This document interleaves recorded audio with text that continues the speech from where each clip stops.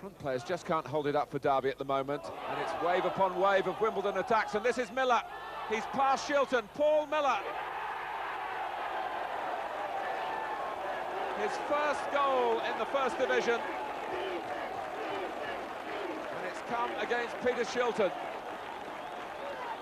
who was left totally exposed again after Derby had given the ball away. And Miller just needed a little bit of luck because it hit Shilton and ran on just into his stride. In this half of the field, Scales, and he wants to join in. Miller, and Blades couldn't deal with the danger. Paul Miller's got a second. Blades turns his back on Shilton because he knew the complaints would be coming. It was his mistake. But all credit to Miller, who kept on running. And style. Fashanu, it dropped behind him. Scales is there.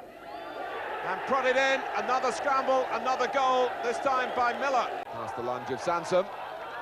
Joseph. And Miller, although the angle was a... Scales happy to thump it long. And Miller chases it. And he's got Cowans for company. And he's beaten him. And he slipped McGrath. And he's scored! And that really makes it a day to remember for Wimbledon here at Villa Park. Even at 2-0, they were hanging on a little bit. But Paul Miller goes it alone now. And there was to Ryan as he did in the first half. He's produced a goal for Miller. How well Wimbledon work their free kicks.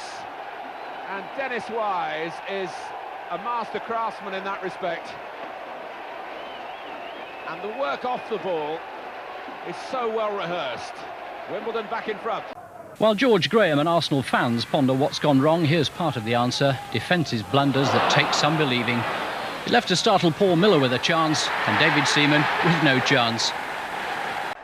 Leeds left the pitch at half-time to a standing ovation. Strachan was rested in the second half, and Wimbledon pulled a go-back through Paul Miller.